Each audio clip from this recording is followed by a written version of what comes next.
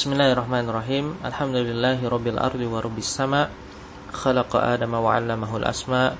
Allahumma shalli wa sallim ala khairil anbiya wa ala alihi wa sahabatihil ajilla wa ala da'ina bid'awatihi ila yaumil liqa. Amma ba'du. Ikhwati wa akhwati rahimakumullah. Assalamualaikum warahmatullahi wabarakatuh. Kita masih di pembahasan mengenai huruf, di mana huruf berikutnya adalah ayyun. Sebagaimana penulis menyebutkan bahwasanya ayyun takunu isman au harfan, ia bisa termasuk ke dalam isim atau huruf. Wasti'maluha kasmin aktaru min isti'maliha ka harfin. Akan tetapi penggunaannya sebagai isim ini lebih banyak daripada penggunaannya sebagai huruf. Nah, kita akan membahas terlebih dahulu di sini nanti ayyun yang termasuk ke dalam isim. Wa ayyun alismu tusta'malu lil aqil wa li ghairil aqil. Ayyun yang dia termasuk isim, dia biasa digunakan untuk yang berakal, bisa juga untuk yang tidak berakal. Ya. Jadi dia bisa mewakili alladzi, bisa mewakili man, ma, ya. Dan juga turunan dari alladzi, allati dan seterusnya. Kemudian wahia musyaddadatun wa mu'arabah, ay turfa'u wa tunsabu wa tujarru bihasabi mawqi'iha fil kalam. Ketika ia sebagai isim, ia ditasydidkan dan mu'rab karena kondisinya yang selalu mudhaf, baik secara lafaz maupun secara takdir. Ya, nanti akan kita bahas apa itu secara lafaz dan apa secara takdir. Dan mudhaf merupakan ciri khas dari isim. Maka ayyun ini tidak sebagaimana saudari-saudarinya yang lain dari isim-isim mausul atau isim syarat atau isim istifham, di mana semuanya mabni. Karena apa? Karena kemiripannya dengan huruf. Adapun ayyun, maka dia tidak mirip huruf karena kekhasannya yang dimiliki oleh ayyun ini sendiri, yaitu selalu dalam kondisi mudhaf. Dan ucapan penulis mu'rabah di sini seakan-akan mengisyaratkan bahwa ia mu'rab secara mutlak. Ya, meskipun nanti beliau akan menyebutkan satu kondisi di mana ayyun ini mabni. Ya. Dan yang mengatakan bahwa ayyun ini mu'rab secara mutlak adalah pendapat Kufiyun. Adapun ulama Basrah mengecualikan satu kondisi, yakni ketika ia berfungsi sebagai isim mausul, di mana silah mausulnya ini tidak lengkap, yakni mubtadanya mahdzuf. Maka ayyun di sini dia mabni ala dhammi untuk menandakan bahwa di sana ada yang mahdzuf. Baik. Kemudian penulis menyebutkan wa yajuzu isti'maluha bita'ilil muannas. Boleh juga ditambahkan ta marbutah ayyatu, ya, untuk muannas, dan ia biasanya digunakan sebagai munada. Wa hiya ala khamsati aujuh, ya, dan isim yang ayyun yang berupa isim ini terbagi menjadi lima jenis, ya, nanti akan kita sebutkan. Akan tapi sebelumnya perlu saya sampaikan terlebih dahulu makna ayyun secara umum, di mana Imam As-Suhaili pernah menyebutkan alifun wa ya'un mukarrarah raji'un fi jami'il kalam ila ma'na at-ta'yin wa at-tamyiz li syai'in min ghairihi, di mana alif, kombinasi alif dan ya yang muncul berturut-turut di banyak konteks kalimat, itu seringkali dia mengacu pada makna pengkhususan atau membedakan sesuatu dari yang lainnya. Jadi kalau ada kombinasi alif kemudian diikuti dengan ya, alif di sini maksudnya hamzah, ya, kemudian diikuti dengan ya, maka biasanya dia bermakna ta'yin atau tamyiz. Kita ambil contoh beberapa kata yang terdiri dari hamzah dan ya. Misalnya lafaz iya, ya, iya tanpa tasydid artinya cahaya. Misalnya dalam lafaz iya asyams. Iya asyams artinya cahaya matahari. Di mana cahaya ini membedakan ia dari benda langit lainnya.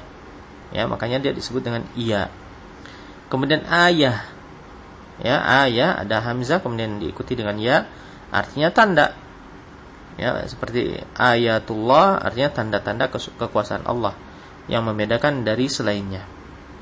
Kemudian iya, ya, menggunakan tasydid.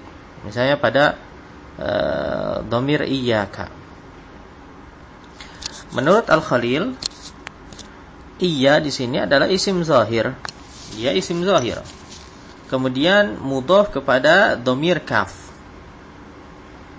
Di mana fungsi dari iya di sini adalah untuk mengkhususkan dhamir tersebut, bukan untuk yang lainnya. Maka dari itu iyyaka tidak boleh diletakkan setelah fi'ilnya, harus diletakkan sebelumnya. Sebagaimana pada ayat iyyaka na'budu wa iyyaka nasta'in, maknanya adalah tahqiqul wihdaniyah wa nafyu awaridil awham anil khulusit tam, yakni menetapkan keesaan dan mengesampingkan segala keraguan yang merusak keikhlasan. Ya, ini demikian makna iyyaka na'budu wa iyyaka nasta'in. Dan kita akan melihat makna ta'yin ini akan kita dapati pada setiap jenis ayun yang akan kita bahas nanti. Yang pertama adalah isim mausul, ismun mausul, yakni bimakna alladhi au man au ma. Ya, maknanya luas karena dia tadi tusta'malu lil aqil wa li ghairil aqil. Wa tahtaju ila silah. Ya, khusus untuk isim mausul ini dia membutuhkan silah mausul. Ya. Wa qad sabaqa syarhuha 'inda dirasatil ismil mausul, dan pembahasannya ini sebetulnya telah lalu pada pembahasan isim mausul. Kemudian beliau menyebutkan contoh mithlu yu'jibuni ayyun adda amalah, ay yu'jibuni man adda amalah.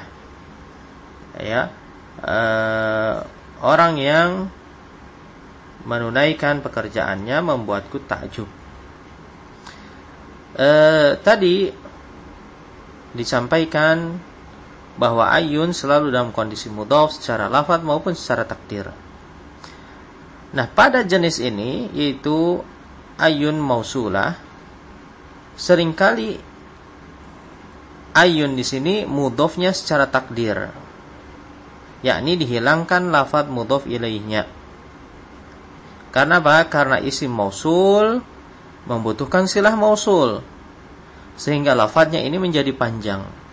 Maka tidak masalah jika mudhaf ilaihnya ini cukup kita niatkan saja lafaznya, kita mahdhufkan, kemudian kita beri tanwin ayunnya. Untuk tujuan apa? Untuk tujuan meringankan supaya tidak terlalu panjang. Nah, ya, contohnya di sini yu'jibuni ayyun adda amalah, di mana takdirnya adalah yu'jibuni ayyuhum adda amalah. Nah, inilah yang dimaksud dengan mudhaf takdiron, ya, atau mudhaf takdiri. Ya.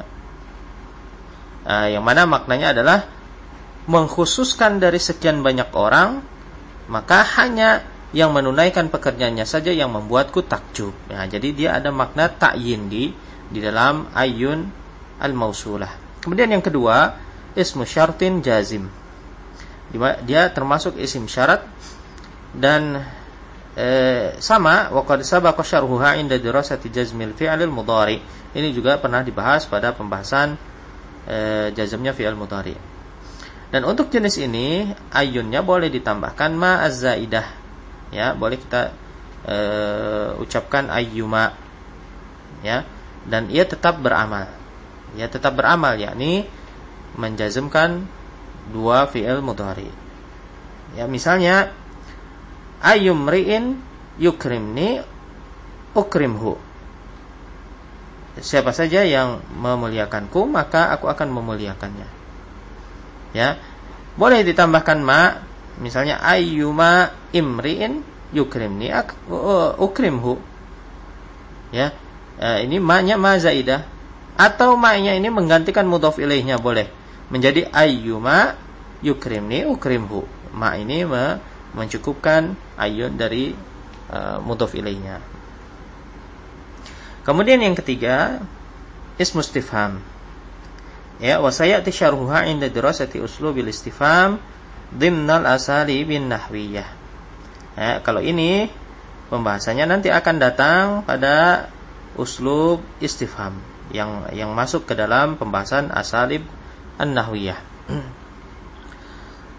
Fungsi dari ayun istifhamiyah ini adalah litolabit ta'yin, untuk menanyakan suatu atau seseorang dari keseluruhan. Karena isim istifham itu selalu di awal kalimat, maka kata sebelumnya, sebelum ayun ini tidak bisa beramal kepadanya kecuali huruf jar, ya. Karena huruf jar dengan isim majrur tidak bisa dipisahkan. Akan tetapi kata setelah ayun ini bisa beramal kepadanya. Ya, kita lihat contoh yang diberikan oleh penulis. Ayya rajulin qabalta, lelaki mana yang kau temui? Ya, kita perhatikan ayya di sini mansub karena qabalta. Ya, fiil setelahnya beramal kepada ayya. Sedangkan jika ada huruf jar maka ia tetap majrur karenanya, ya, karena tadi sudah sebutkan huruf jar dan isim majrur tidak bisa dipisahkan. Ya, contohnya di sini fi ayyi baladin wulida rasul alaihi salatu wassalam. Di kota mana, di negeri mana Rasulullah sallallahu alaihi wasallam dilahirkan. Ya, kita lihat ada fi di sini, fi ayyi baladin. Akan tapi kalau ada amil selain huruf jar diletakkan sebelum ayu al-istifhamiyah, maka dia tidak beramal.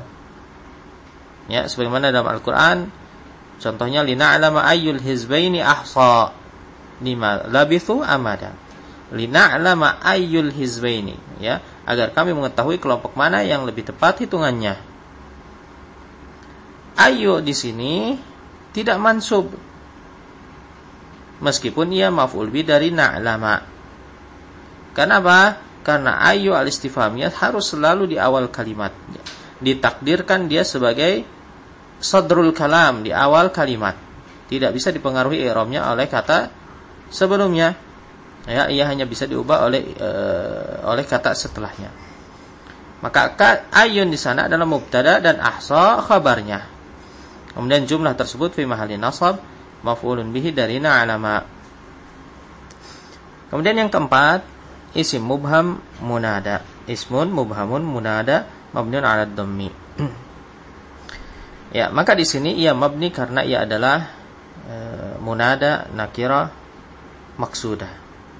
Dan penulis menyebutkan di sini wa hadhihi hiyal halatul wahidah.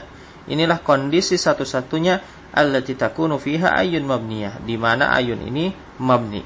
Ya, tidak berubah karena dia apa? Munada nakirah maksudah. Ketika munada adalah isim yang didahului oleh al, maka ia tidak bisa bertemu langsung dengan harfun nida. Karena al dan harfun nida keduanya adalah alamatut ta'rif. Tidak mungkin bertemu di dalam satu kata. Misalnya ya ar-rajul. Ya, satu kata rajul, tapi alamatut ta'rifnya ada dua, al dan ya, maka ini tidak boleh. Sehingga butuh satu lafadz yang mubham, yang umum, ya, yang mana tujuannya adalah untuk menjembatani dua lafadz yang ma'rifah tadi. Ya, maka ayun di sini di-i'rab sebagai munada. Sedangkan ar-rajul di sini misalnya kita memanggil ar-rajul, ya. Maka ar-rajul di sini adalah ataf bayan. Ya, meskipun sebagian menyebutnya sebagai na'at, ada yang menyebutnya badal. Yang terpenting ia berfungsi menjelaskan kesamaran dari lafaz ayun tadi. Dan jangan lupa tambahkan ha at-tanbih di antara keduanya, yang fungsinya adalah menggantikan mudhof ilaih dari ayun yang tidak disebutkan, ya. Misalnya ya ayyuhar rajul, ya ayyuha ar-rajul, ya harfun nida, ayyu di sini munada. Ya, munada nakirah. Mabniun 'ala dhammi, ha-nya di sini ha at-tanbih. Ya. Takuffuha 'anil mudhaf ilaih. Boleh kita tambahkan itu yang dia mencukupi dari mudhaf ilaih. Kemudian ar-rajul adalah ataf bayan. Ya, ataf bayan kepada ayyu. Yang mana takdirnya ya ayyar rijali ar-rajul. Ya. Ha di sini menggantikan mudhaf ilaih yaitu ar-rijal. Wahai satu dari sekelompok lelaki, ya ayyar rijal ar-rajul, yakni lelaki yang itu. Ya, itu makna dari ya ayyuhar rajul. Dan di sini disebutkan waqad sabaqa syarhuha 'inda dirasatil munada. Contohnya ayyuhal muwatinun wa ayyatuhal muwatinat. Wahai penduduk, ya lelaki dan perempuan. Boleh dihilangkan harfun nidanya untuk meringkas ya, karena panjangnya lafaz munada tersebut. Kemudian yang kelima, na'tun lismin nakirah, yaitu ayun yang digunakan sebagai sifat untuk isim nakirah untuk tujuan memuji. Ya, untuk tujuan memuji.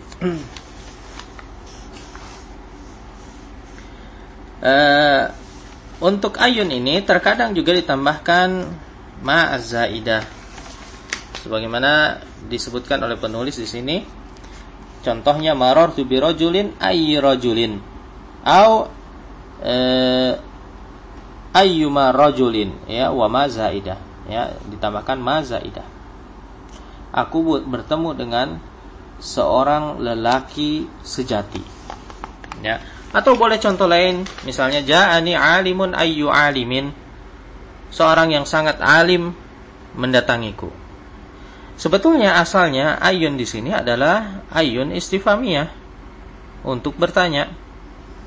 Dan biasanya pertanyaan itu, ya, pertanyaan mengenai hakikat sesuatu biasanya digunakan untuk mengungkapkan rasa takjub. Dan ini banyak kita dapati di dalam Al-Qur'an. Ya, ungkapan takjub dengan model pertanyaan atau uslub pertanyaan. Misalnya ya dalam Al-Qari'ah, mal qari'ah, wa ma adraka mal qari'ah. Ya, kita perhatikan ungkapan takjub menggunakan metode pertanyaan. Hari kiamat. Apa itu hari kiamat? Mal qari'ah, wa ma adraka mal qari'ah. Tahukah kamu apa itu hari kiamat?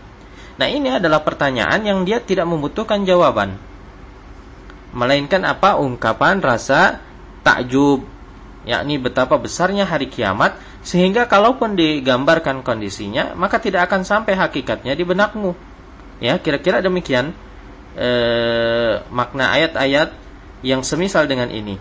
Ya, yaitu ketika menyampaikan hal-hal yang di luar nalar manusia seperti neraka, Lailatul Qadar, ya, dan yang lainnya. Maka sama halnya dengan ini. Marartu bi rajulin ayyi rajulin. Aku bertemu dengan seorang lelaki. Tahukah kamu lelaki yang mana yang dimaksud? Ya, tahukah kamu lelaki yang mana? Ayyi rajulin. Ini menunjukkan kesempurnaan sifat lelaki yang dimilikinya. Kemudian ayun ada juga yang termasuk ke dalam huruf. Ya, amma ayun al-harfu fahiya mabniyatun 'ala sukun wa hiya 'ala thalathati awjuh. Ada 3 jenis. Yang pertama harfun nida, yakni untuk memanggil munada yang dekat, ya, yang maupun yang jauh, dan pertengahan. Ya, sama seperti ya. Ya, ini adalah universal, bisa digunakan untuk semua jenis munada. Hal ini dikarenakan fungsinya adalah lita'yin tadi, yakni menentukan siapa orang yang dipanggilnya. Tidak dibatasi jarak jauh maupun dekat. Ya, waqad sabaqa syarhuha 'inda dirasatil munada. Contohnya ai Muhammadu aqbil. Wahai Muhammad, kemarilah. Kemudian yang kedua, harfun yataqaddamu at-tafsir. Ya, dia adalah huruf yang mendahului tafsir, yakni penjelasan. Kemudian penulis menyebutkan bimakna au. Mungkin yang dimaksud oleh penulis adalah diddu au, yakni kebalikan dari au. Karena ai, Ya, ai itu fungsinya litakyin, untuk menjelaskan.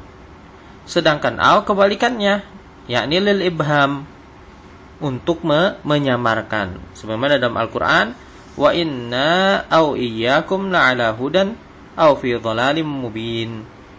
Ya, sesungguhnya kami atau kamu yang berada di atas petunjuk atau berada dalam kesesatan yang nyata. Nah, di sini menggunakan au adalah lil ibham, untuk menyamarkan agar mereka berpikir. Ya, sebenarnya kami atau kamu yang berada di atas petunjuk atau berada dalam kesesatan.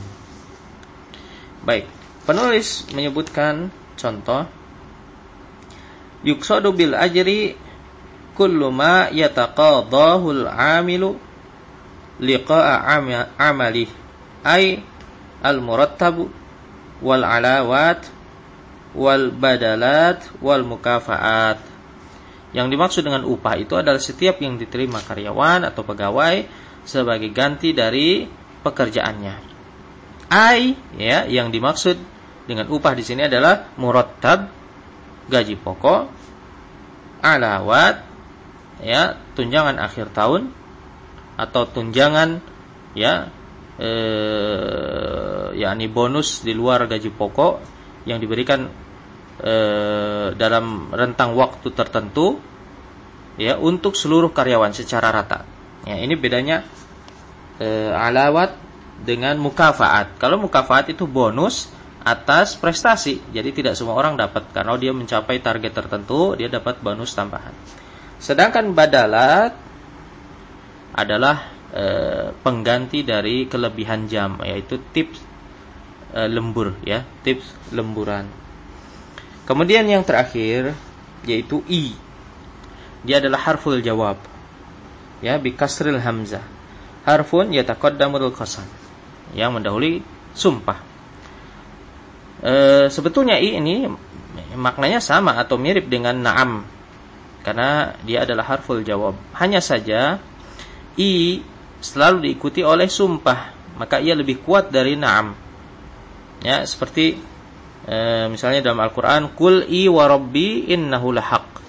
Katakanlah pasti, ya, i di sini bisa kita artikan pasti, tentu, demi Rabbku sesungguhnya i adalah benar. Ya, i wallah, ya. Itu saja yang bisa saya sampaikan di pembahasan huruf yang ke-12 ini. Wassallallahu ala nabiyina Muhammad wa ala alihi wa ashabihi wasallam. Assalamualaikum warahmatullahi wabarakatuh.